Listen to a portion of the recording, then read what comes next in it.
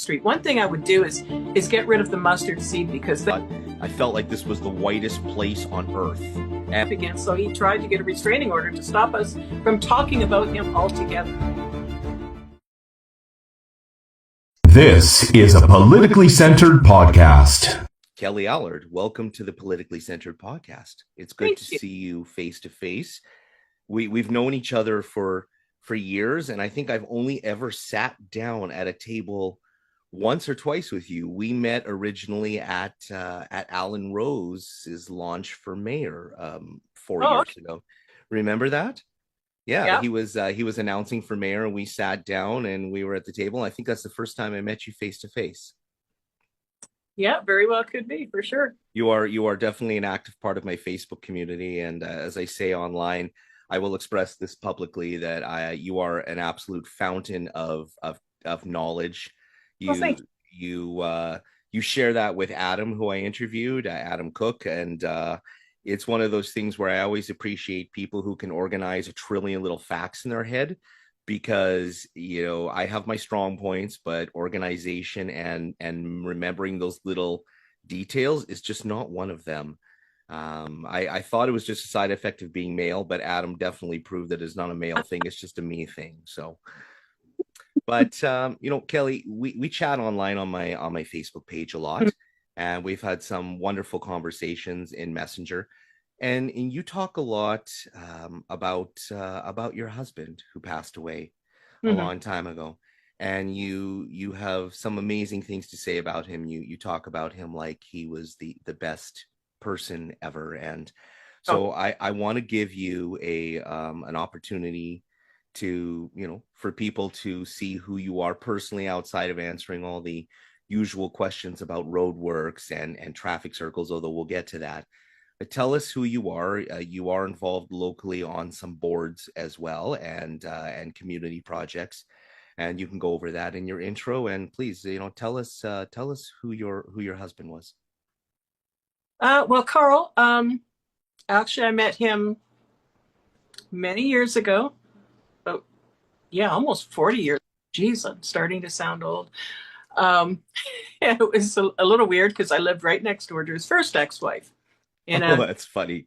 In a subsidized housing complex. So, I mean, his kids used to babysit mine. And, I'd lived there for about a year before I actually went out with Carl. And it was not really a date. He wanted a ride to go meet his cousin at a local bar. And he was driving the semi, right? So I was just acting as chauffeur. And, well, we got to know each other. And after that night, we were pretty much together. So it, he taught me a lot because I come out of a bad marriage. And I was very defensive at that time. And, the way I grew up, my parents fought, my grandparents fought, everybody, sometimes there was some fist fighting too. Not my kind of style, but some families love through combat. I get it. Yes, it's I had to learn a whole different style of being in a marriage, because I would actually try to pick fights with him because things were going too smoothly. It was really weird. He treated me so nice. I almost told him where to go and how to get there, because I wasn't used to being treated that way. So I really had to shift my thinking. And, one day he's asked me, well, why are you trying to pick fights with me? And I really had to sit down and think, like, yeah, why am I trying to pick fights with them? Most women would be, screaming for a man like this. And I've got him, and I'm thinking he's not attractive. So I really had to shift my thinking. And we were together over 31 years before he died. And, holding hands right up to the very end. If we were walking beside each other, we're holding hands all the time, made our kids sick on occasion. It's this, ew, mom and dad are kissing, gross. Yeah, I get it. It's okay. Yeah. And he taught me how to ride motorcycles, and I learned to ride on a little 250 Kawasaki that his dad had fixed up. So here Carl is on his Harley, and I'm riding beside him, and he's just looking so proud. And then when I finally got on the Harley, that was great. And we taught all 4 of our kids to ride too. So he was never so happy as when he was riding with, his wife and his children. And yeah, it was a lot of fun. I miss riding with him. Yeah, I can tell just the way you talk about him, how much you miss him every day. Yep. Yeah. He sounds like he was a good man and taken too early, but for what he left you with, it was worth the trip. Yeah, and he taught me a lot about resilience because he got into a motorcycle wreck and he broke my bike, and I was a little pissed about that because he wouldn't fix it until he could ride again. But anyhow, 2.5 years in and out of hospital, multiple operations. They chopped off his leg. Oh no. So 6 weeks later, he picks up his artificial leg, and the people up there were expecting him to walk with crutches out of the office. No, he picked up the leg and he walked out of the office. No crutches, no cane, nothing. The next day he mowed on. And he, he regretted that because it, made his leg really sore. But that was the kind of man he was. He didn't let anything stop him. Artificial leg, he's driving the big trucks, 140,000 pounds down the highway, flat deck loads, and he's climbing all over them. 40 below, winter time, didn't matter. You've got to tarp it. He's up at the tarping station, and he could climb those loads better than I could with two good legs. Wow. So, yeah, he's an amazing man for sure. How long has it been? When did he pass? Almost 6 years. Still not that long ago, really. No, and everyone sees me wearing the vest. It's kind of a memorial vest for him. I got a big patch on the back, and it just kind of makes me feel closer to him. Know that he's got my back, and well, pocket from my phone. So, I think you got 30 years, and that you ironically, even though you lost him too early, it seems like you had 30 beautiful years together, which is more than most people can say lately. It seems. Yeah. Sure. Yeah. I remember just a few weeks before he died. Of course, this is probably getting a little personal, but I hit menopause really late, so I'm up at the hospital bunking it, and kind of bitching. Well, damn it, I'm too old for this shit. I got my period again. And he looks kind of over at me and he just gently says, I think cancer's a little bit worse. And, yeah. Sounds like he kept his sense of humor right up to the end. Yeah, he never complained. He was in a lot of pain, but he didn't take it out on anybody else. Hospital staff actually cried when he died.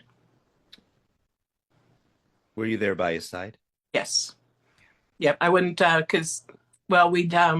the day before, we'd had an early Christmas party because we knew he wasn't going to make it to Christmas. So we had turkey and all the trimmings. We set up a tree. We had presents for the grandkids. One of my daughters did a video memorial tribute to him.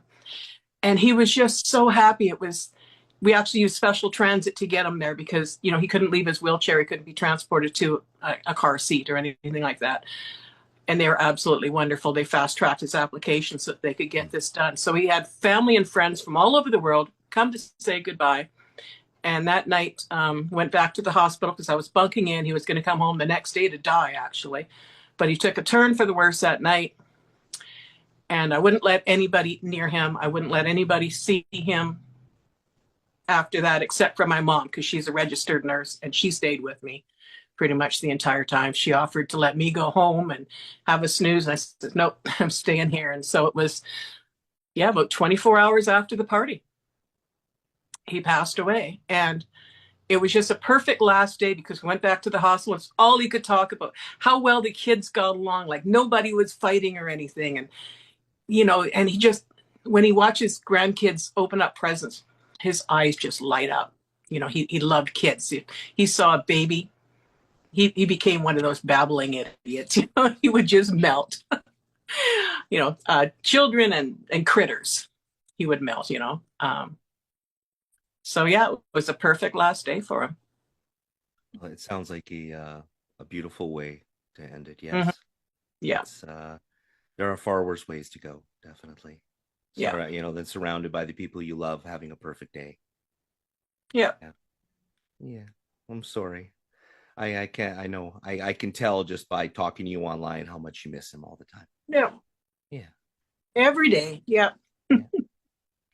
So now that I've got you all emotional and teary, your makeup's not running yet though, so we're okay. All right. I learned about waterproof mascara decades ago. Yeah. I haven't gotten popular enough yet that I have a makeup artist over here, but give me a couple of years.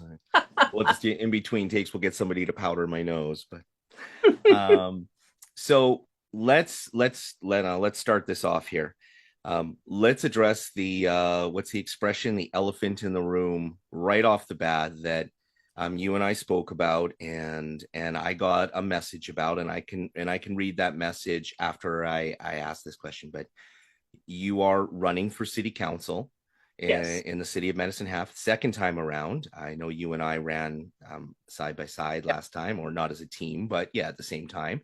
And now this time around, you are affiliated with Community TV and the Medicine Hat Owl.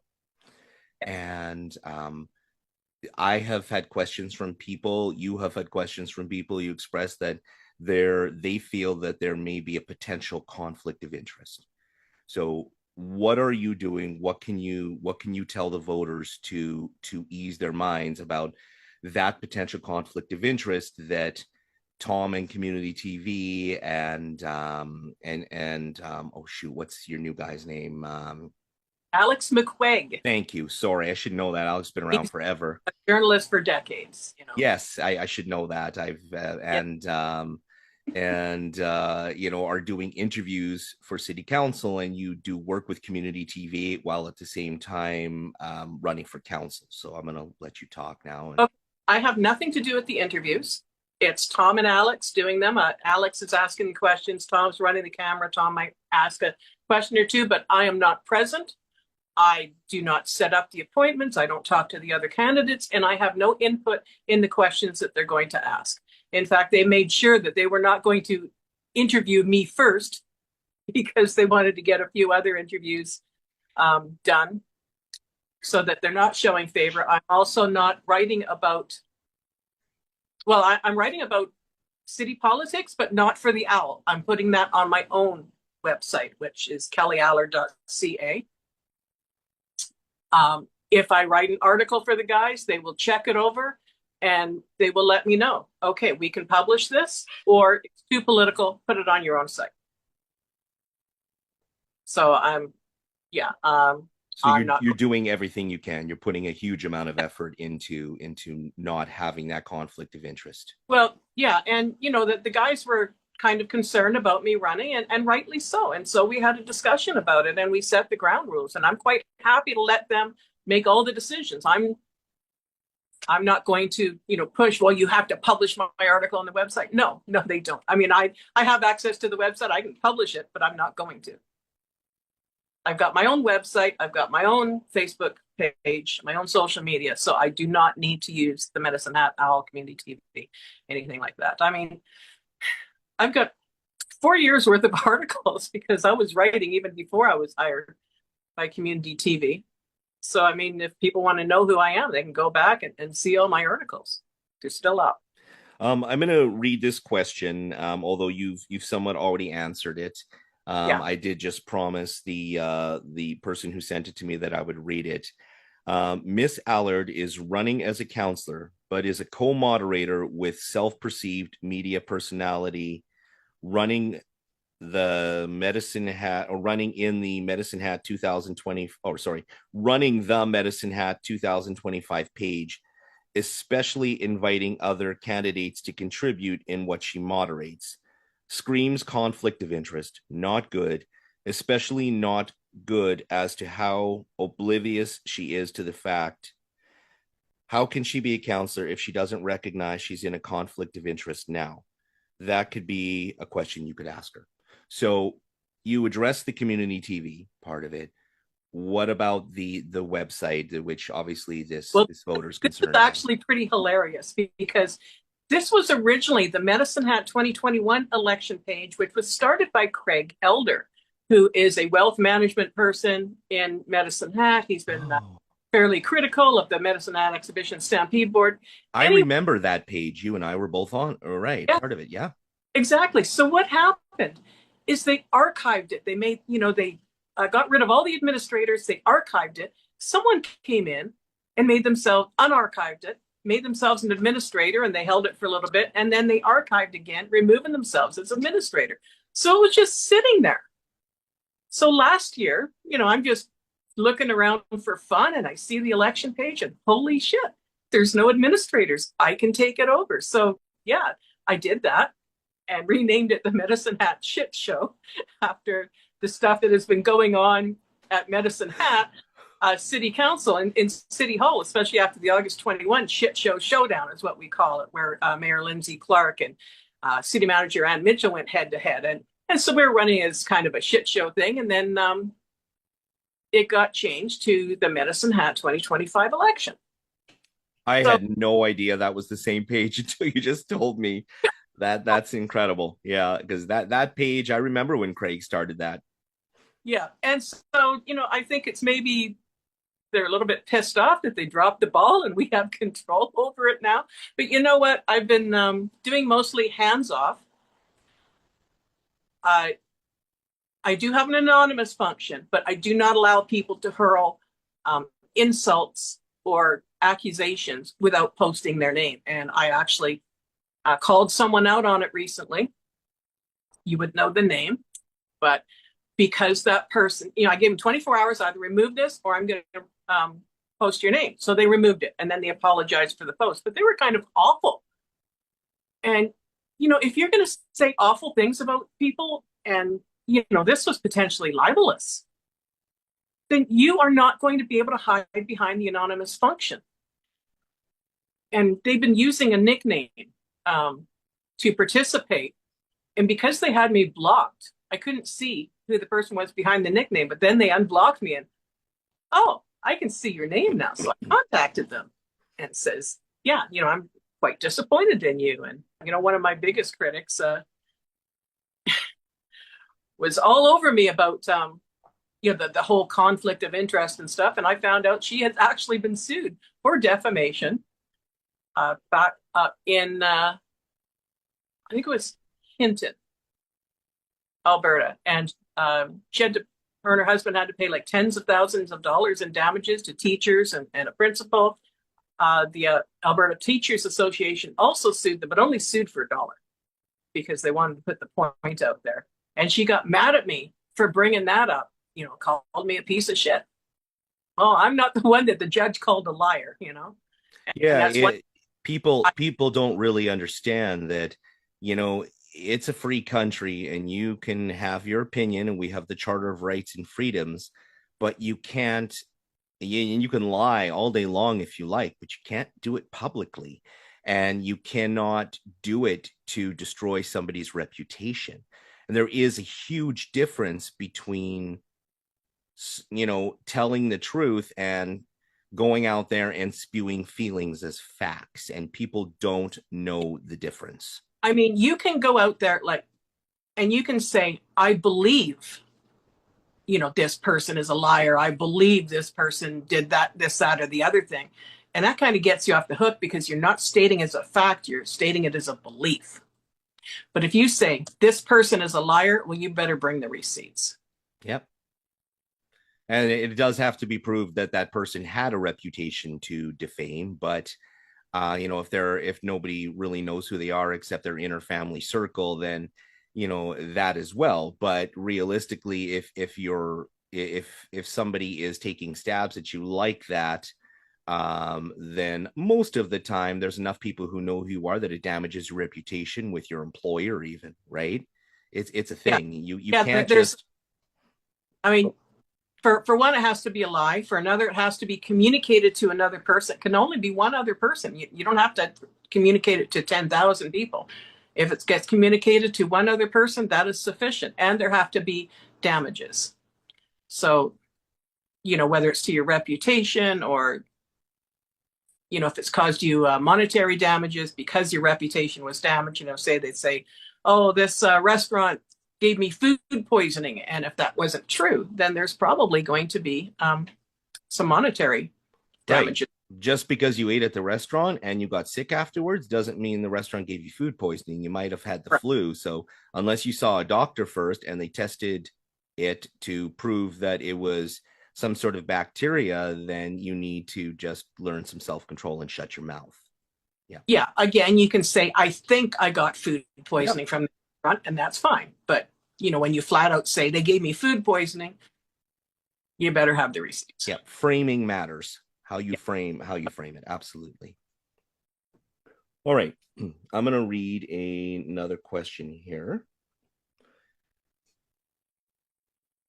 This was sent to me by actually a person who did not live here. I'm just going to read it verbatim. Hi, Jeremy. I don't live in the Hat, but my family all comes from there. So city issues are important to me.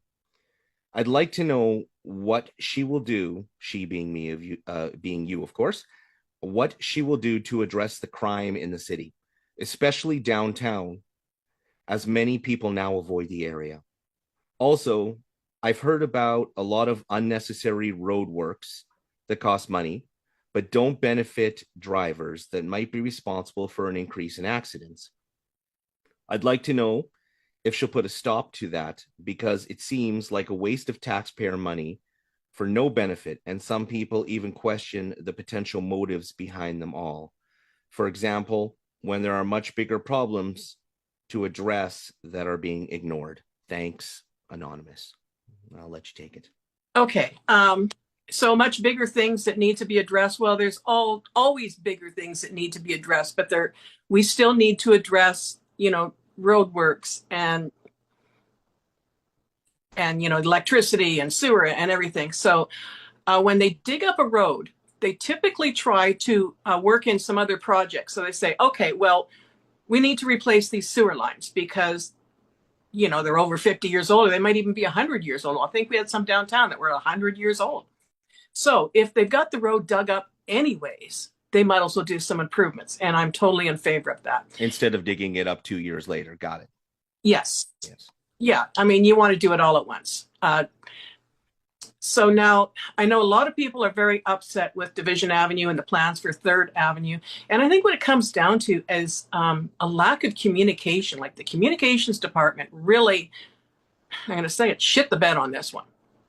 Because they could have said, hey, we're going to dig up this street.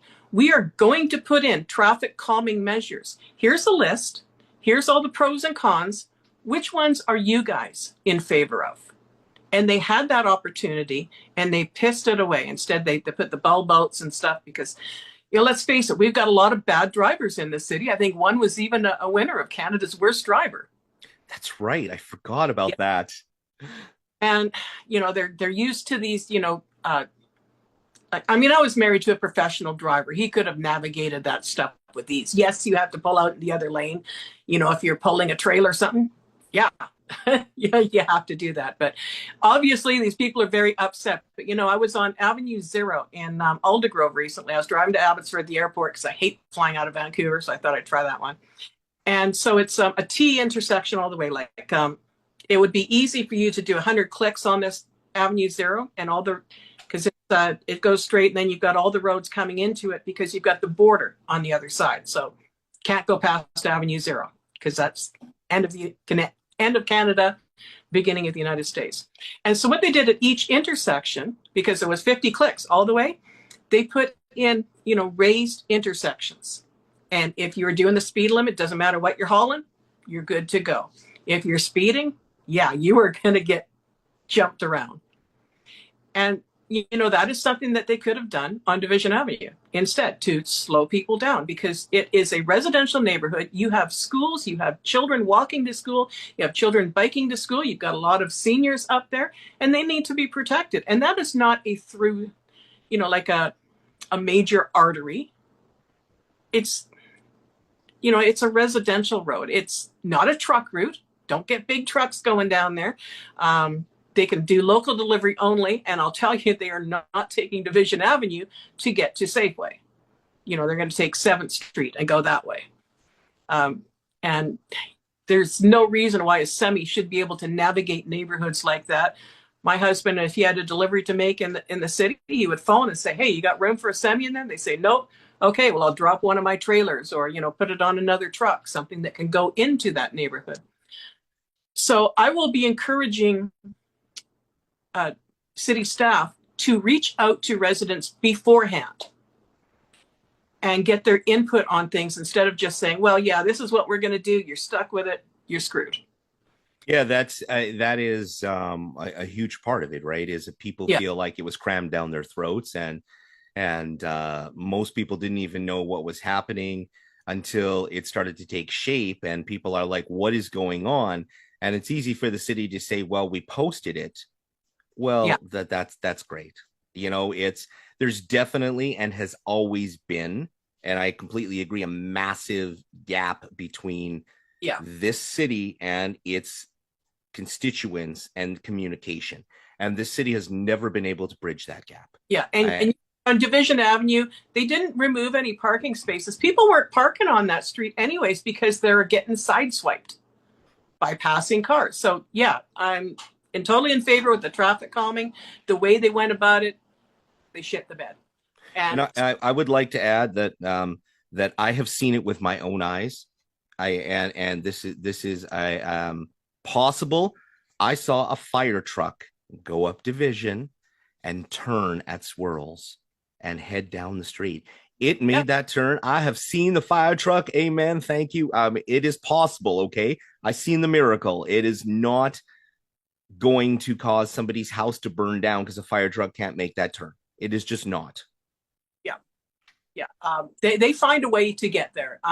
Because I grew up in BC on the coast where you've got a lot of windy and narrow roads. And if you think that you need to have extra space for a fire truck to go by, that's not going to happen. I was driving up the Sunshine Coast Highway, because I was out there visiting my elderly dad, and very narrow road. And you've got this bicyclist and there's no shoulder. There is none.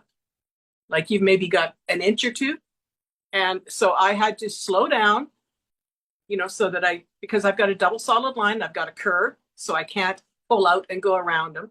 So we were slow behind that guy until there was a wider spot and he moved off the road and then we went past him. So, I mean, there's many communities where you just do not have the room to make an extra wide road. What was the other thing that part of the question? I mean, we start with the second part first. Yeah, well, you know what? While I look that up here, let's. I'd like you to also comment on.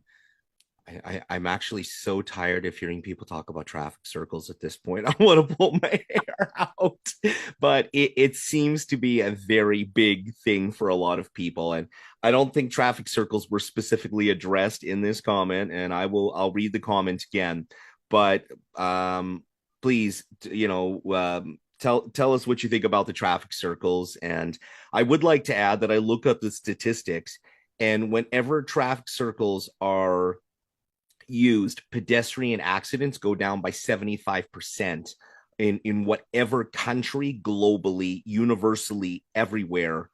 And that is a proven stat. And behind that stat, I will leave up to the comments and the arguing but that is a proven. Okay, I'm not really. I haven't been much around the traffic circles up on the hill there.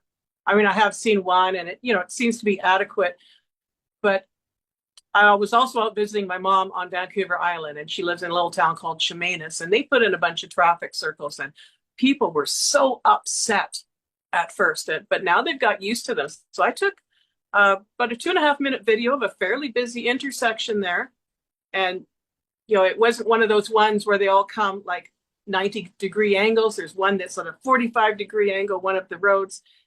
And it worked brilliantly. Nobody had to stop. If it was a 4-way stop, people would have been sitting there for a long time. But you only have to look in one direction because they're all going in the same direction. The crosswalks are split up. So you only cross one part of the road at a time, and then you can wait for the other one. And yeah, it worked brilliantly. I saw all kinds of vehicles just keep moving and moving and moving, and nobody had to stop. Because if they had to stop, traffic would have been backed up for quite a while.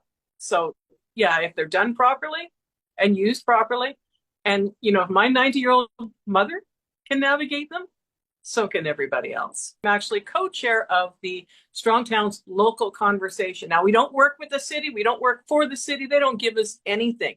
No, this is just a grassroots group of people who come together and try to find ways to make the city better. It could be, well, pop-up parks is a brilliant example because there was a couple of empty lots downtown that they made beautiful. And then someone saw the potential. Oh, okay. Now we've got the yard there. And then we had the moose and squirrel, although they've shut down now, but it made use of those empty lots. People could see the potential. And that was just something, Strong Town is all about spending a little bit of money, see if that works. If it works, then fine, spend more money. If it doesn't work, you haven't lost much. Another Strong Towns thing would be like my work weeding down in Riverside Veterans Memorial Park, because the poppies were not blooming there at all. So I pulled out all the weeds and, left the poppies I weeded the tulip garden all the way down. And all of a sudden, like last year, 5 different veterans groups came together, repainted Duffy the Tank. Now they go there whenever there's any graffiti, they go and they repaint Duffy. The city is taking care of the park much better. Like earlier this year, had someone who works for the Parks Department come up to me and say, "Hey, Kelly, you would be so proud of us, because we planted poppies in the poppy garden in Riverside Veterans Memorial Park." And I don't know if you've been down there, but the poppies are absolutely glorious. No, I haven't seen them yet. A lot of the issues with the unhoused are issues that could be solved if they had a door to shut. If there's public urination or defecation, well, gee, maybe give them a place to do that indoors. When I was visiting my mom last year on Vancouver Island, there was she told me about this housing project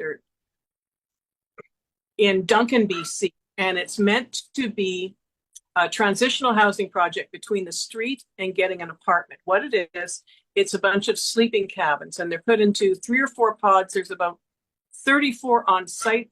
The only people that are allowed on site are the residents, registered service providers. They've got 24-hour security. They're given meals 3 times a day. There's trailers there where they can, have toilets and showers and laundry facilities. But everyone has a bed, a door they can lock. And they found that the people that stay there end up using either less drugs or they stop altogether. They've got a supervised consumption site on site as well, because that's a big barrier, expecting people to be abstinent from drugs or alcohol to get housing. That doesn't work, because if you're on the street, you're in a fight or flight all the time. You're watching your back, you're watching your possessions. Is someone going to rob me? Is someone going to stab me in the back? But once you've got a place where you can lock the door, you can feel secure, then your brain starts to settle down and you can start making plans for the future. There's people that have, got apartments and got jobs. And you know what? This is in a residential area. It is 1 block away from the Trans-Canada Highway, which is the Malahat Highway on Vancouver Island, which is a very busy highway. There's lots of shops and services. The mental health office is literally next door. There's an old folks home across the street. And there was a lot of people who were against this when it was first presented, but they said, well, it's temporary. We'll see how it goes. And now I think it's 4 or 5 years later, it's still there. And I think the last time the permit came up for renewal, there's maybe 3 people against it instead of, I think they had 600 the first time it was proposed. The message did specifically ask about crime downtown, but I think it's a little bit of a loaded question, right? Is there more crime downtown? And you did offer sort of a global solution, which I like. Go ahead. Why are people committing these crimes? Right. Maybe they're hungry. If you've got meals for them, they don't have to steal to eat. Maybe they want to have a safe place to stay that night. So they're stealing money so that they can get a room. If they got a room, they don't have to do that. They call it the village in Duncan. Now they might be getting social assistance or whatever, but nobody's handing them money for food. They're provided the meals on site 3 times a day. So, people need to eat. you can't stop them from doing the drugs. The only way you can stop them from doing the drugs or the alcohol, that it's a mental health issue, because most addiction stems from trauma. And when that trauma is not addressed, when you don't have enough mental health help, then you turn to something to escape your miserable life. You're sleeping outside, rain's coming down, you're in the mud, you got bugs crawling on you. Why wouldn't you drink? Why wouldn't you use drugs? So that the whole point is, make their life a little bit better so they don't have to escape. And by forcing abstinence on them to get housing, you're forcing them to stay outside. Another thing that causes people to leave housing once they establish it is some of the rules. Because, maybe their friends from the street don't have housing yet. They want to be able to come in and take a shower. So people have been evicted for that. But if you have public showers or someplace where people can go get clean, then there's no need for that. And people can stay in their homes, and, maybe other people can get off the street. One thing I would do is get rid of the mustard seed, because they have dropped the ball. They have failed miserably. That daytime shelter, they didn't have a good neighbor policy. And I asked the gentleman, I said, well, do you have a good neighbor policy? He says, no. I says, well, why not? He says, well, we weren't asked for one. Like, seriously, you have to be told to do this? Like, in their other locations, in Calgary and Edmonton stuff, they have good neighbor policy. I was pretty involved with as you know, from Christmas and stuff like that, and it's the first time I've heard any of this. So so the mustard seed had no good neighbor policy. In other words, there was nothing taken into consideration about the area they were in and the impact it would have on the residents around them. Is that what that means? Pretty much. When they were trying to open up a sober living spot on North Railway, they had a good neighbor plan with that application. And, okay, we're going to do the patrols. We're going to go and we're going to pick stuff up, and we're going to make sure people aren't doing this, that, and the other thing within such a distance of the place. And, that got shut down. And it just boggles the mind as to, okay, you've got the daytime shelter. Why wouldn't you have the good neighbor plan in place? It's only a few blocks away. And you've already got it. You don't even have to make it up. You can just cut and paste. But no, and that is, talking about conflicts of interest, that is a serious conflict of interest, because the Minister of Housing is Jason Nixon. His family owns a mustard seed. Did you know that? No, I didn't know that. Yeah. And, they boast about, we had, we got so many people into housing and everything. Like, I think they said something like 27% a month. And I'm thinking, well, then why do we still have unhoused people? Because, within about 4 months, you should have had everybody housed. But instead, the unhoused population is increasing and increasing.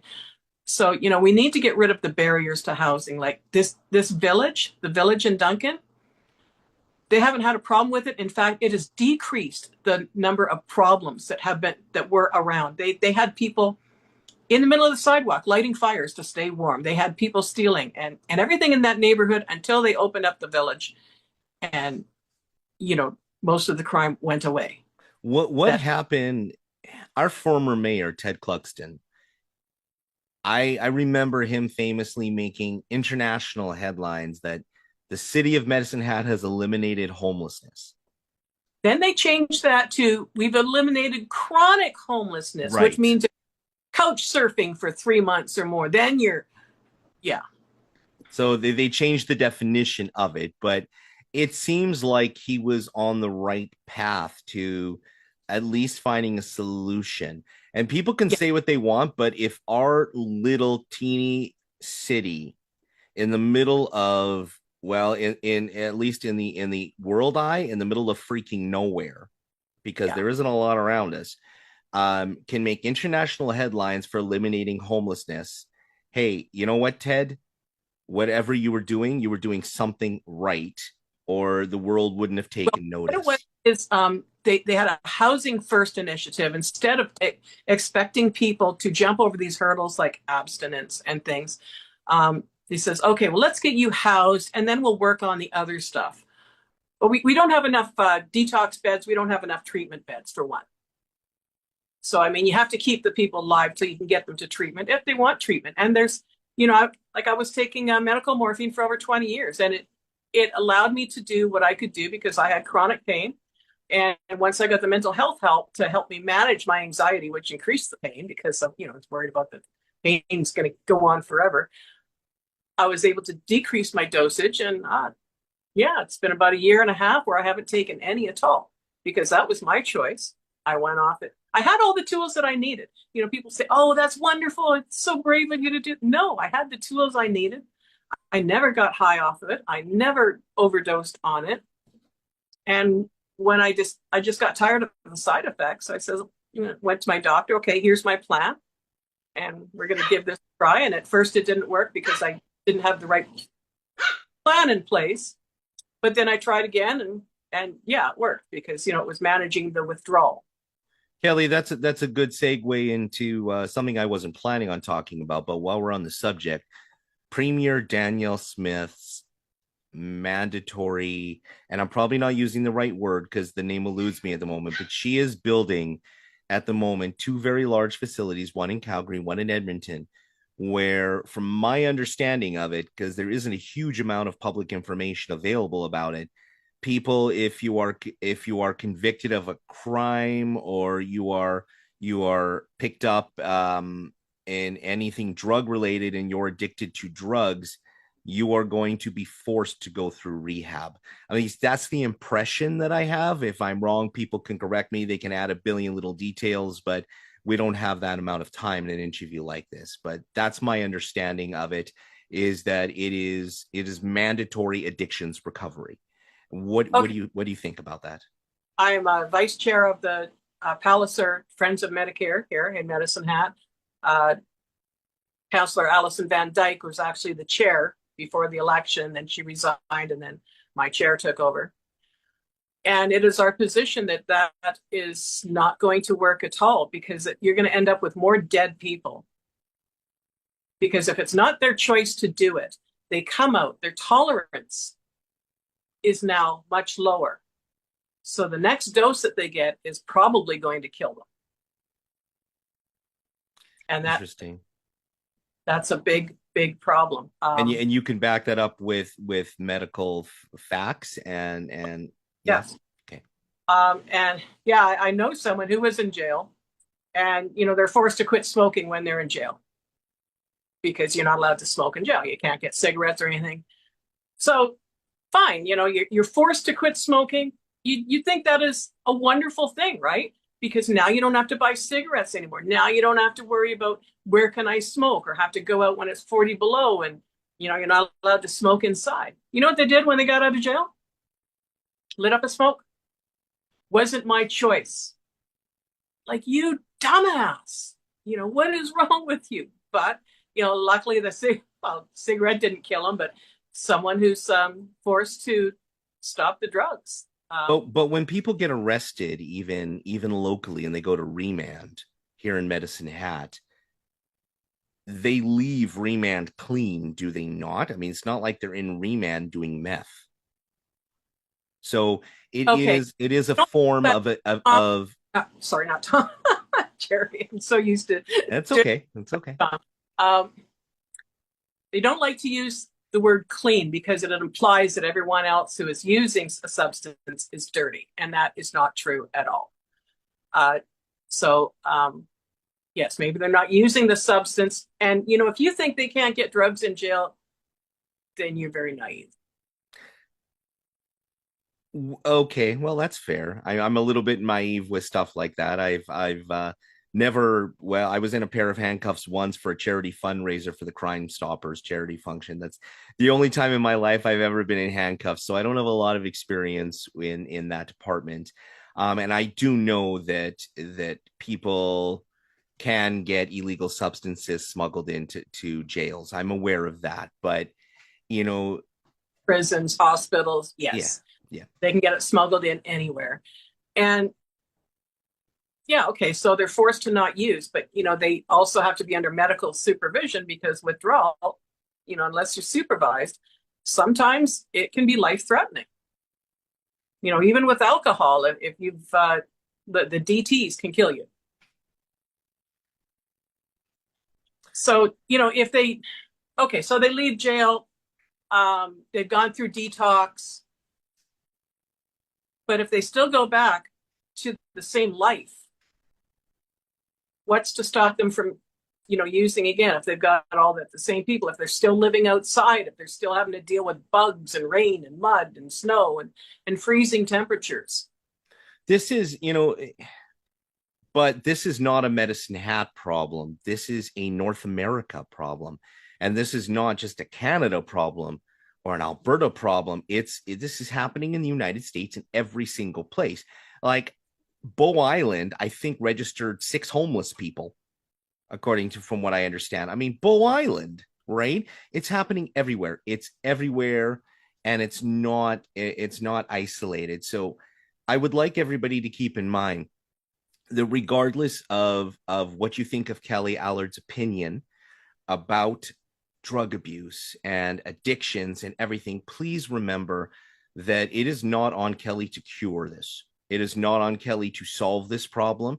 It is an unrealistic expectation that in our little city of 68,000 people, actually, I don't even know if there's that many because we're including surrounding areas that have their own councils.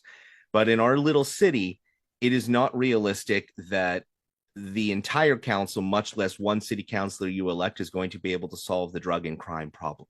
It is very important you keep that in mind and have realistic expectations of the people you elect.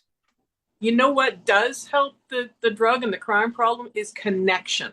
I don't know if you've heard of the Niitsitapi Cookums who've been out there and they've been feeding the people. And I've been there when they've been feeding the people, and they're coming up and they are polite and they are gracious. And if they get rude, Chick says, yeah, back of the line until you learn some manners, and then you can come back and get some food. So like she lays down the law. She doesn't put up with any shit.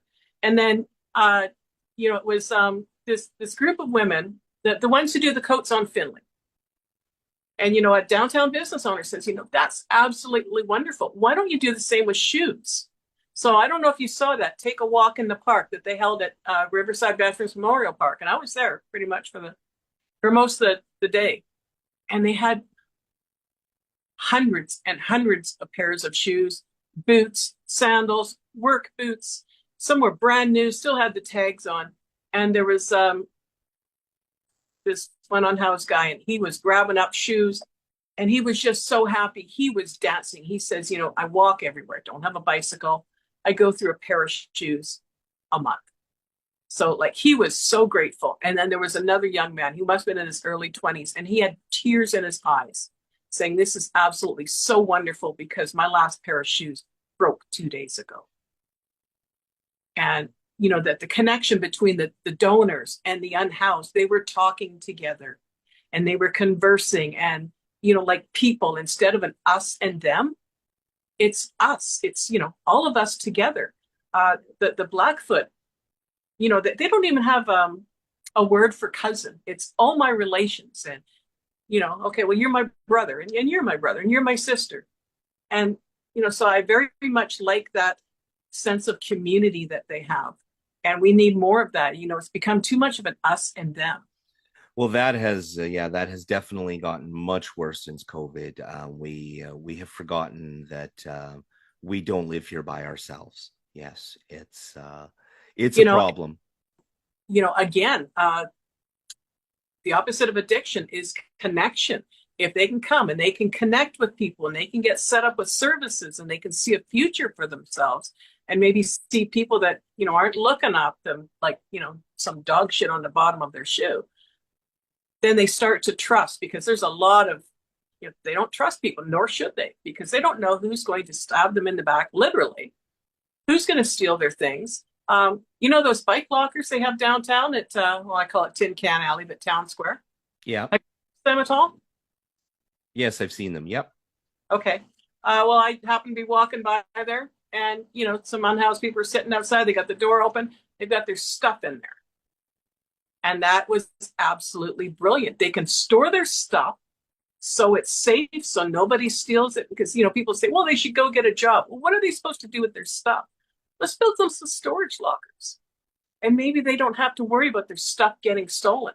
And now the city has changed, because I guess you used to be able to rent them for longer periods. Now you can only rent them for 24 hours at a time. Say, well, to make sure that everyone gets fair use. And I'm still waiting to hear back from the city. The manager of Parks and Rec is going on vacation, so I'll talk to him next week about this, because I want to know the stats. How many people are using these things, and because when you go to the shelter, you get like a high school locker for your stuff, and you've seen the people out there, and they've got these wagons, and they've got a lot of stuff not going to fit in the locker. No. So stuff gets stolen. So that's another reason why they don't stay there. Their entire life is on their backs. Exactly. Support for today's episode comes from The Foam Whisperer, Medicine Hat's best kept secret since 2010. Serving Medicine Hat and area for over 15 years. Created by the mind behind iFix phones. Need a fix? Call 403-488-1220. The Foam Whisperer. Welcome home, Hatters. You spoke briefly earlier about the fight on and the turmoil that happened on city council. I have not been as involved in municipal politics over the last few years. I have been very heavily involved in federal and world politics. It is my passion, primarily. So I've been a little disconnected. I did follow it, and I do keep tabs on municipal government because I do plan on running for city council at some point again. But you probably know infinitely more about that than I do. So again, this is your your time to talk, and go ahead. Again, communication is the big thing. I was married over 31 years to Carl. The biggest fights we ever had were over miscommunication. He thought I meant one thing. I thought he meant another. We get in a big fight, and then we realized, oh, okay, we really have nothing to fight over because we were both wrong, and we felt very bad after that. And, it seems like there's so much, they're acting like it's high school. I hear counselors complain, well, the mayor doesn't have dinner with us. Well, when you've got a closed meeting and then an open meeting and you've got dinner in between, I think it's entirely fine for someone to say, hey, I need a little break. I need a little alone time. And, I do think that they should be getting together and strategizing, like when they go to these conventions. Have a meeting in the morning. Okay, well, here are the people that we want to talk to. Here are the things that we want to accomplish. You guys go and do this. You guys go and do that. And then we'll meet again tomorrow and see what we accomplish. And that's another thing I'm a little pissed at, because we don't even get reports about these conventions. We spend all the money. They go. We don't hear anything about it. And I think having full-time council members would work a little better, because then you're kind of, you're not popping in here and there. You're spending more time together. You can have more time to collaborate, because let's face it, people who are part-time and they've usually got full-time jobs. There's times that Councillor Hirsch had to leave something because he had to go to his day job, or, Councillor Jiminowski, or, Councillor Knodel. So, trying to squeeze it in and have a work-life balance, I don't think it's working. Our growth has stagnated from between the 2016 Canada census and the 2021 Canada census. We grew by 11 people. That meant that people were moving away, because we would have had more babies being born then. So what we're doing isn't working. I think we've stalled, we've stagnated. I think it's time to take it to the next level. Let's have full-time council members, so their full attention can be on the city, what's best for the city, and not trying to squeeze it in amongst their other obligations, especially if they've got a young family. Like I know a couple of the council members do, Van Dyke and Robbins, I know they've still got kids at home. And that always makes it really difficult.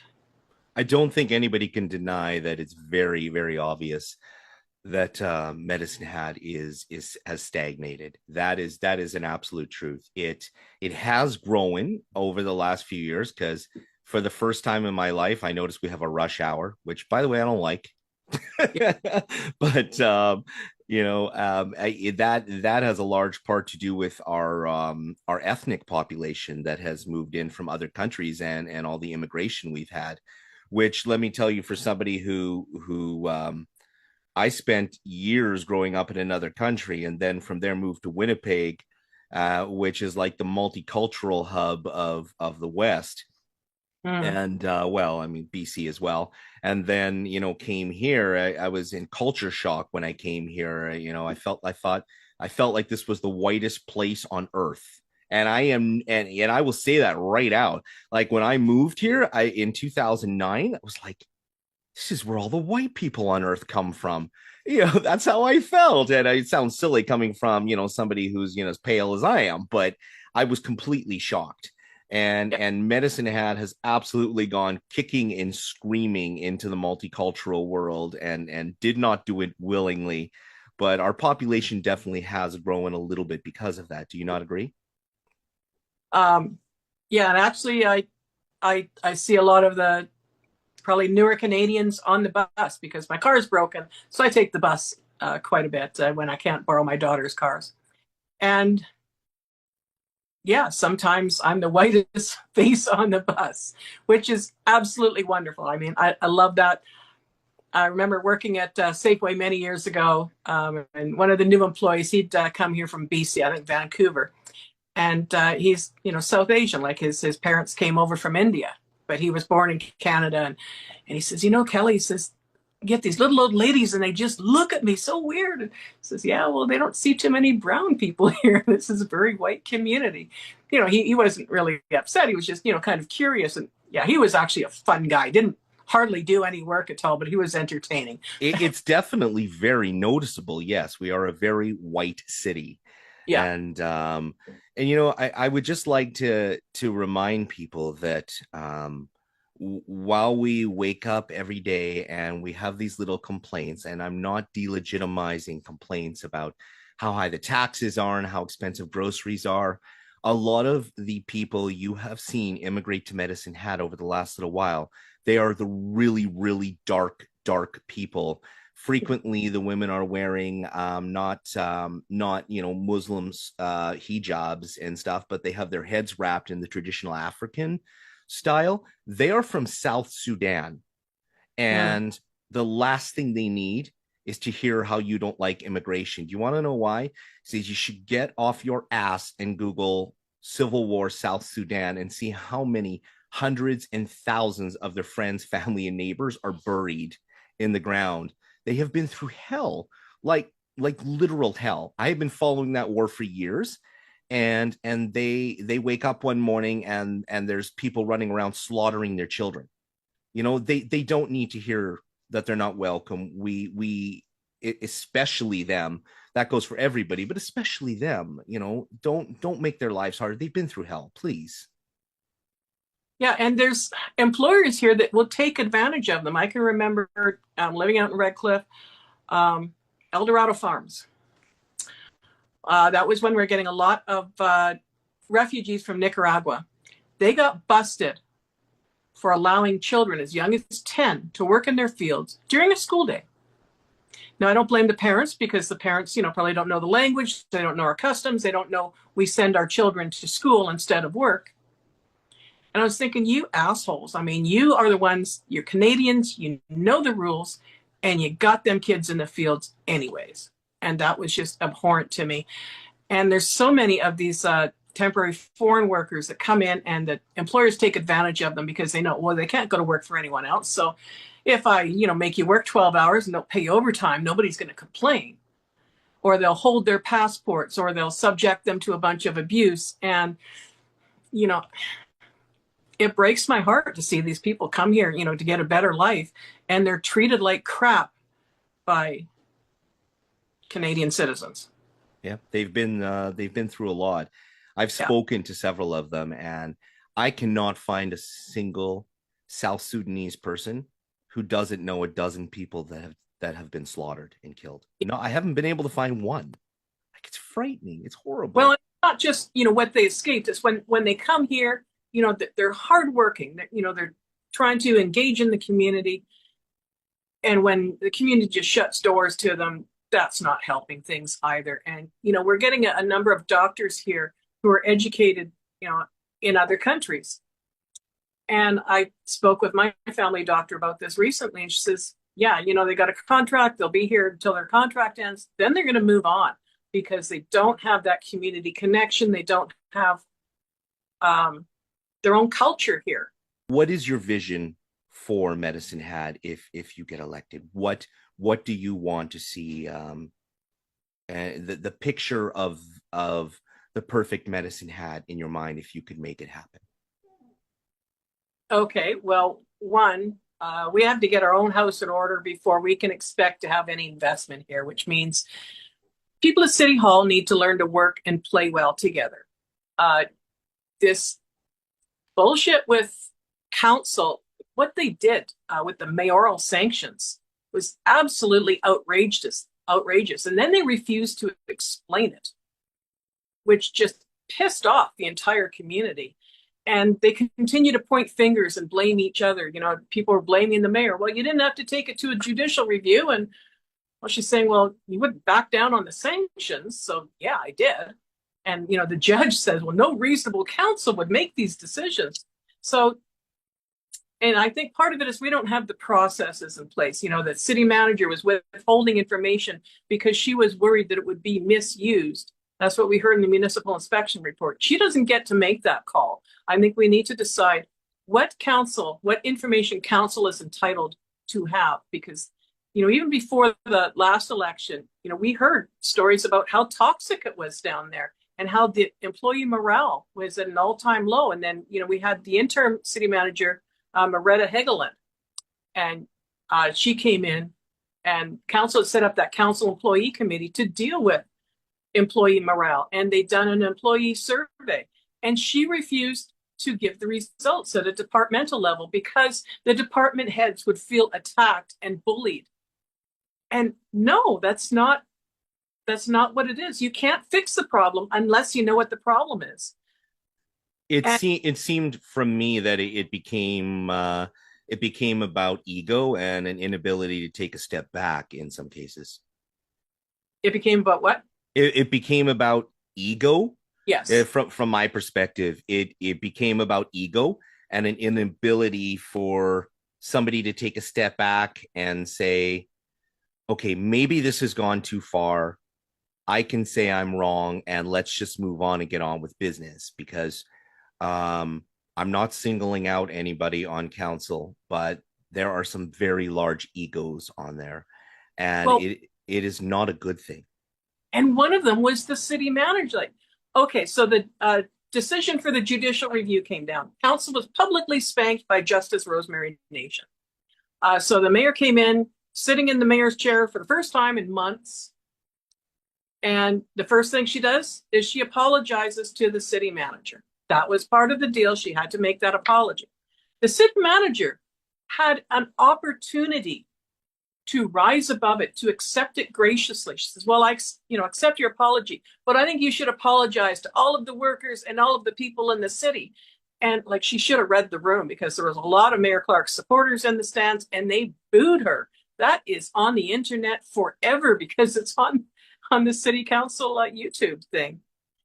And that was just, wow, you can't accept an apology. You have to get another little dig in. So yeah, I think there's some definitely big egos there. Maybe the mayor could have handled things differently. I don't know, but there's a constant complaint about transparency. And I don't, from my perspective, I don't think people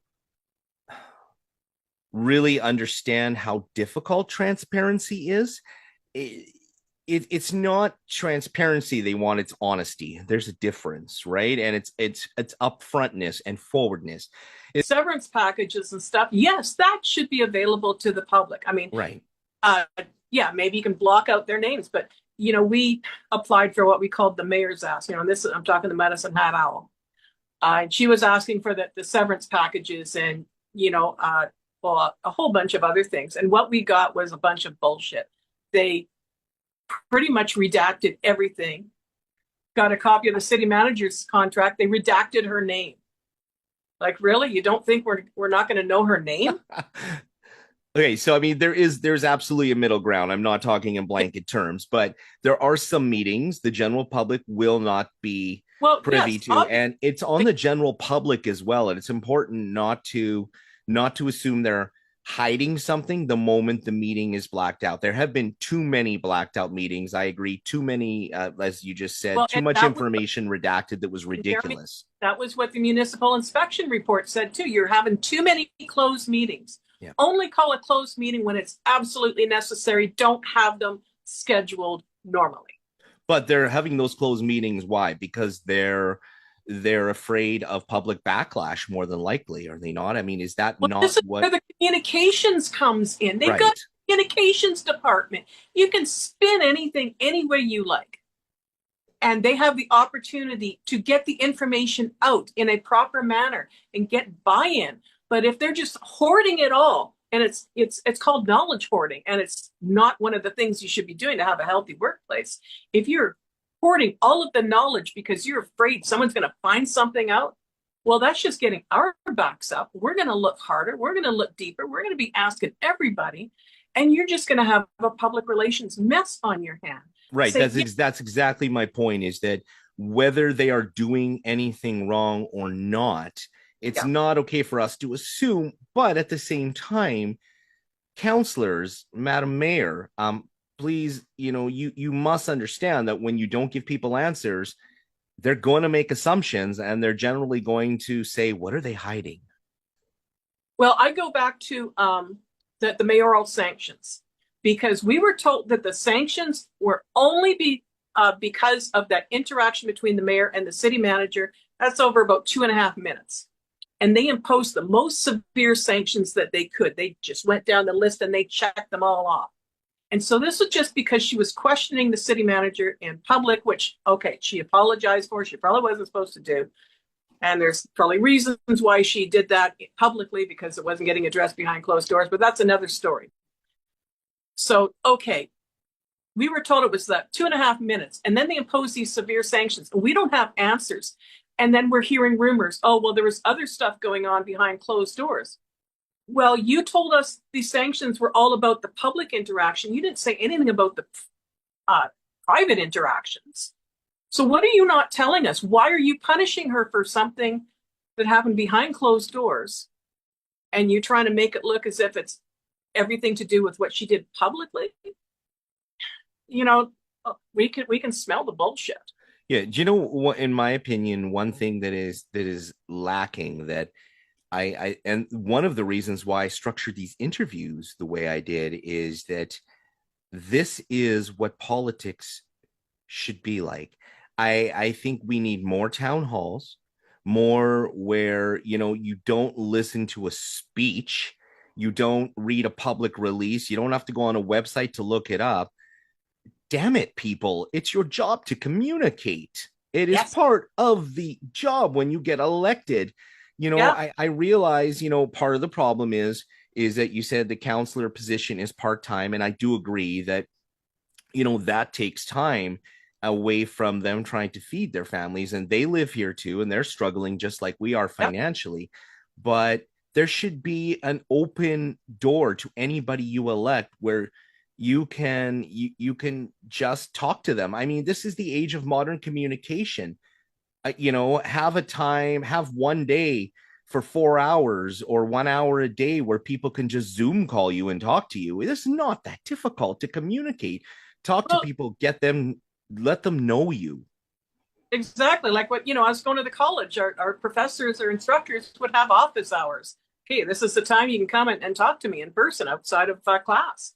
And so, yeah, I don't think we need 9 people around the table. I think we could do just as well with 7. And I did the math 4 years ago. We can have 6 counselors for the price of 8. Everybody gets a significant raise, and get full-time people in there, because we only actually need 5 people for a council. We mayor, 4 council members. That's in the MGA. Other than that, that's up to our city bylaws to have so many. And like I said, we've stagnated. What we're doing now isn't working. If we've got council members who can devote more of their time to the interests of Medicine Hat, I think that's all the better. And, it was after the last election. They actually did have a few town halls. And I believe that stopped after they got rid of the public relations advisor and the chief of staff or whatever. And that was Ann Mitchell that fired them. And then, after, we're not having any more town halls.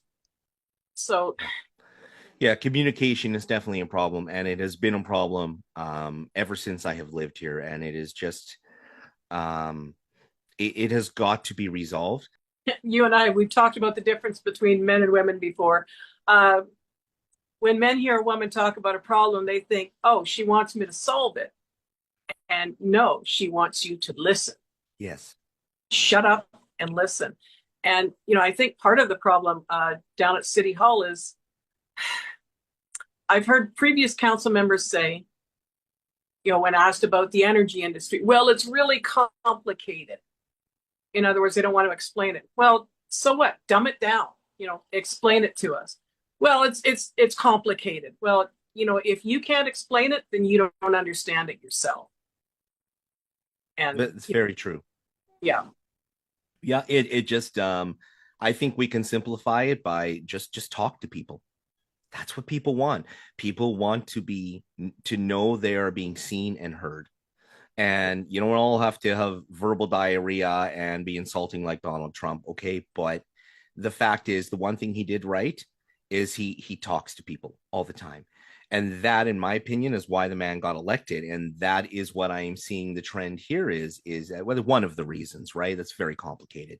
But, one of the reasons is he talks to people. And that is what's lacking. And we have got to get better at that with our constituents is just communicate and talk to them.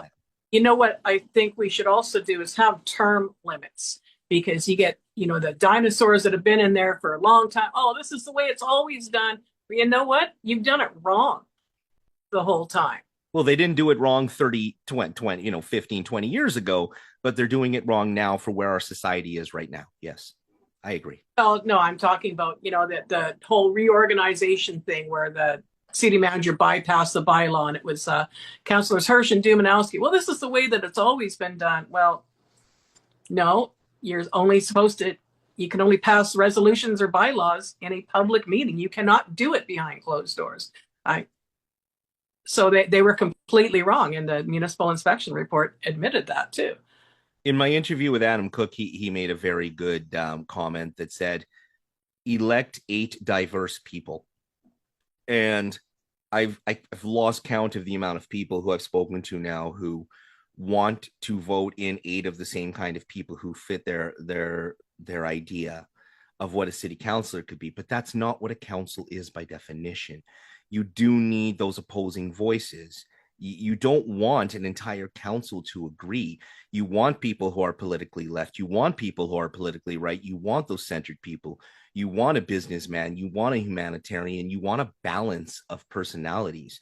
So please take that into account when you cast your vote, that your goal should not be, I don't care if you are the most conservative person on the planet.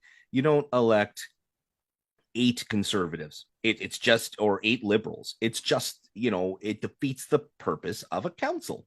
You know who I learned the most from? Is the people who are opposed to me. Because they give me their point of view, and I think, oh, okay, I never thought of it that way. And so that's how we learn about different views, because, I know I don't know everything.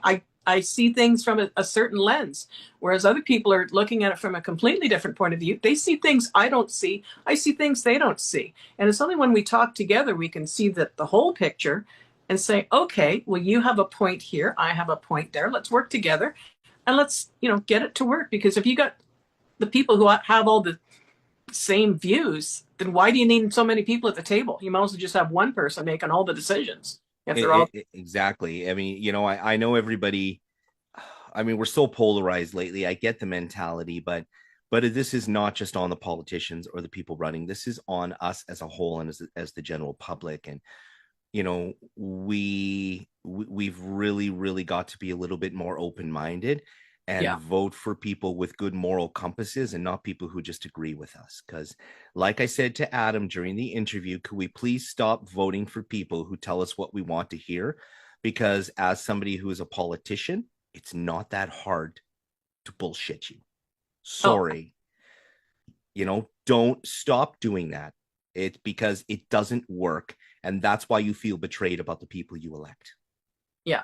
Another issue I have is with the police service, because right now we don't get any real information on the budgets, what they spend the money on. I've heard several council members say, yeah, we just hand them a bag of money and they go to it. There's no accountability there. So I want to see a little more transparency from the police service. I want to see, who's how many people you've got off on stress leave, or this. Isn't that what the police commission is supposed to do? Yeah, but they're not giving us the information either. I don't know if they're getting the information because I don't sit on the police commission, but it's certainly not getting to the public. Isn't there a council member that sits on police commission? I thought it was Shyla Sharp. There are, no, she hasn't sat on there for, I believe right now, they rotate. Right now, I believe it's Councillor Hirsch and Dumanowski. Got it. Okay. And I've got a problem with the way that they do the applications for the police commission, because I filed out an application in 2021, and you're supposed to get a police check before you even submit the application. Now, to me, that gives the police chief, who the commission is supposed to oversee, gives them a heads up as to who's applying. So once they've been selected, yes, absolutely have the police check. Got to do that. And then what they were also doing is these applications were being sent to the police chief before it went to the administrative committee in case he had any concerns or comments about the applicants. So since when do you give someone the power to select who's going to be overseeing him? Feel like you choosing your own boss.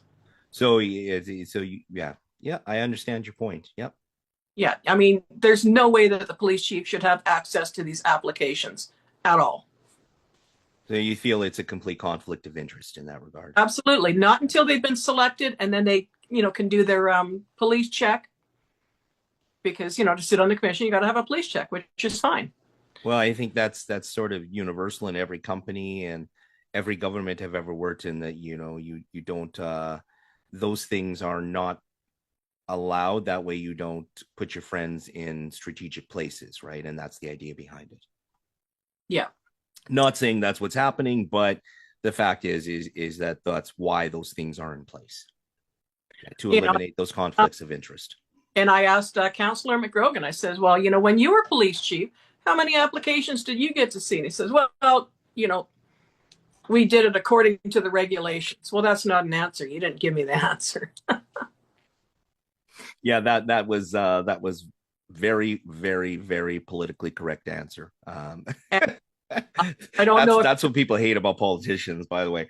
And I don't know if you remember, it was some years ago that they had done an employee morale survey for the police force, and that got leaked to the media. And it was Tom and another reporter who actually questioned then police chief Andy McGrogan and Greg Keane. He was on the police commission.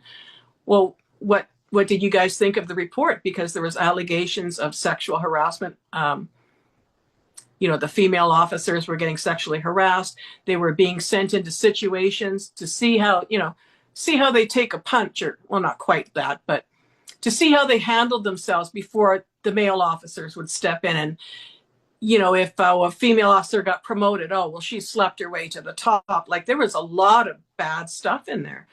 And these gentlemen refused to answer any questions about it, and that was actually done in-house by the City of Medicine Hat staff. They should have had an external organization do that survey. They never should have had anyone in-house do it, and they never released the results of the survey. I'll have to dig that up somewhere, but I don't think they've done anything to address the sexual harassment down there. And then you've got that defamation claim by the former chief of police, Mike Warden. And there's a lot of allegations in there. Pretty wild. I don't know if you've read it at all. No, I haven't read that. No. Yeah, glory holes is in there. Oh, yeah, I don't really, that caught me completely off guard. Wow, it's very rare that I have nothing to say, and I'm like, yeah, um, yeah, glory hole. Wow. All right. Well, this is definitely when I upload this to YouTube, I'm definitely clicking the not for children button. Um, okay. So, You wow. know what? I want to make one last point here, I which didn't know things like that happen in Canada. I'm a little bit naive. I'm sorry. In that, yeah. Wow. Whew. I do want to add one last thing. When I went out to BC, I didn't fly out of Medicine Hat. I flew out of Calgary because our air service sucks. We really need to do something about that. Our the city knows that there's a lot of leakage to other airports because we've only got that one flight in the middle of the day right now. And if I took that out to BC and have to go to Vancouver Island or the Sunshine Coast, I'm not getting to my destination until probably close to midnight. That is if I can catch the final ferry. So we definitely need to do something about our air service. That was improving dramatically while Ted was mayor, and then and I'm not blaming Lindsay for how bad it got. I think it was more No, it was more hit, COVID. Yes, and absolutely. Air Canada pulled out, so then we were stuck with WestJet alone. Yeah, I wanted that. Thank you. That's exactly what I was going to say. Is I wanted to clarify this was not a Lindsay Clark issue. This was a timing issue of COVID. That's why that premier is one of our. We got the premier as one of our MLAs. Why isn't she doing anything to fix it? Well, Premier Smith, you've been asked the question. Not the first time I have made a public request, and and anytime Premier Smith wants to even send me a letter, I will be happy to read it, or give me 5 minutes of your time, Danielle. So, all right. I mean that concludes most of my questions as well as any of the questions submitted. I have one thing I want to ask you about. A little birdie told me Stephen Campbell. So what happened, and what, like, first of all, Stephen Campbell did express interest in doing a podcast interview with me. He didn't specifically say for the city council campaign. I'm waiting for him to file his papers, and we will have Stephen on, and I'm sure he will probably address whatever you are about to say. Stephen, I would encourage you not to just go off in the comments in a positive or negative way. And when you file your papers, you can do an interview and address. And I don't know what Kelly is going to say, but I know that I came across some documents that were given to me by somebody, and about a restraining order or something. Like what's happening? You want to fill me in? I read the documents, but I'm gonna let you explain it, because it was like, wow. We met during the election, and we had some common ground there. Some things, like we agreed on transit. There were some other things that we agreed on. But then when I started working for community TV and Medicine Hat Owl, he really didn't like Tom because of some of the stuff that Tom had reposted, that Campbell had posted on his campaign page. He'd shared something that was unflattering to the mayor, and he was upset that Tom brought it up again. So he tried to get a restraining order to stop us from talking about him altogether. And the judge wasn't having any of that. And he actually got a restraining order without notice. Now, that's the sort of thing that you get when you are in fear for your life. And I've got him on video knocking on my door, trying to serve me in person, which is, if you're afraid of somebody, you do not knock on their door to serve them. You're not talking about a restraining order. You're talking about an EPO, an emergency protection order. Yeah. Right. Yeah. And it was, so that the judge pretty much took him to task for that, and says, okay, in future, anything else, you cannot have someone, you cannot serve them yourself. You cannot have a friend or family. You have to hire a professional process server. And I was actually down at headquarters there, and I was going to meet Tom for a editorial meeting. And here, I'd been at the courthouse earlier that day. I was covering a story, and Stephen Campbell, he's in the courthouse. He's at the desk, and he turns around and he sees me, and he starts going off and, accusing me of filming him. And you're not allowed to film inside the courthouse. I mean, I'm a court accredited reporter. I'm allowed to voice record in the courts, but you cannot take photos anywhere in the courthouse at all. And, the security guards or the sheriffs, they noticed it and they started, getting closer because the women behind the counter were listening to Stephen raising his voice, which again, you're not allowed to do inside the courtroom, or not the courtroom, the courthouse. Right. Proper etiquette, important. Yes. To, stop anything. And, he was accusing me of filming him, so that sheriff asked to see my phone to make sure I wasn't taking photos. And normally I would have told him to go to hell. But because I could see how scared the women were, I, tried to diffuse the situation. Here's my camera. Here's my photos. Yeah, she's not taking any photos. So then I left. And a couple hours later, I'm over at headquarters. And Stephen Campbell, I pulled my car into the driveway.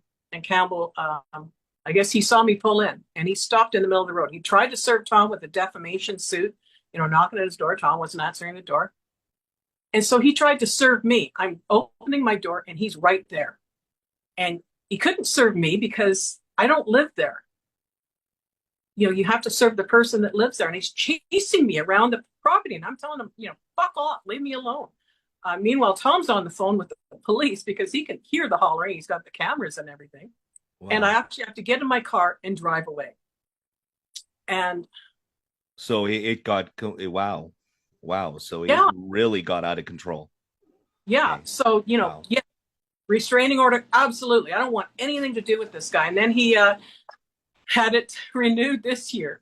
And he wanted the judge to tell us to shut up about him. And I said, well, I'm a registered candidate for council. He said that he's going to run, but he hasn't filed his papers yet. I want to make sure that I can still attend candidate events, in case they have a debate or something, even when he's there. And the judge says, yes, absolutely, you can do that. You can cover news stories. Like if he happens to be at a story that you're covering, say a fire started at a house and we're going to cover the story and he happens to be standing outside, we don't have to leave. But if he is holding an event that is just himself, so he's getting up and he's giving a speech, Tom and I can't cover that, but we can send Alex to do it. Interesting. Okay. And it's also specified in this restraining order, he has to hire a professional server to contact me because, when he served me with the renewal of this restraining order, he emailed me, which is not what he's allowed to do. And so I specifically asked the judge, can you make sure that any papers, anything that he wants to communicate to me about has to be done by a professional server. I don't want to worry about him knocking on my door. He's, bigger than me. He's, taller. He's younger. He's stronger. So yeah, I've seen people, I saw his demeanor like switch like that when we're in the courthouse there. He turned around, he saw me. I'd say he went ballistic. He just went off. And I'm glad that the sheriffs were there. They says, well, can you leave? And I said, well, no, I'm trying to find out about a case. So they got someone else to come and help me over at the other counter. And then I got my information and I left the courthouse. But, he was angry. Would it be violating the order if you talked to him over a Zoom call? I'm not allowed to have any contact with him whatsoever, directly or indirectly. Okay, so it wouldn't be feasible for the two of you to have a conference call with me in the middle, no, but you guys can reply to each other's comments on here, but not directly. No, I can't even reply to his comments. No. So can he rebuttal what you are saying right now? I'm trying to get the specifics, or he can just tell his side of the story. He can, yes, we can both do rebuttals, but we cannot be directed to anything. So, he can make a comment on your post, but he cannot reply to one of my comments. Does that make sense? Yes, I understand. Okay. So I can, when he's on, I can have him tell his side of the story, but he cannot address it directly to you. He can address it to me. Got it. No, and he can't tell you to tell me anything. And the same thing, I cannot tell you to tell him anything. Got it. Okay. just so we're clear, and that is transparency, right? And yep, that's And important. I'm such a scary person. Just for the record, if you and Stephen both get elected, if I could get an agreement in advance that I get the rights to the movie deal, I would really appreciate that. That's it's wow. But well, nomination papers first before he can get elected. So yes, he has that's what I'm waiting for, and then I can interview him personally, but I would rather do it as part of his campaign and not have to do it twice, and that's anyway. So that works. Thank you so much for coming on the Politically Centered podcast, Kelly. It's been a pleasure talking to you face to face, and I will let you get on with your week. Okay, sounds good. Have a good one, Jeremy. Thanks, you too, Kelly. This is a Politically Centered podcast.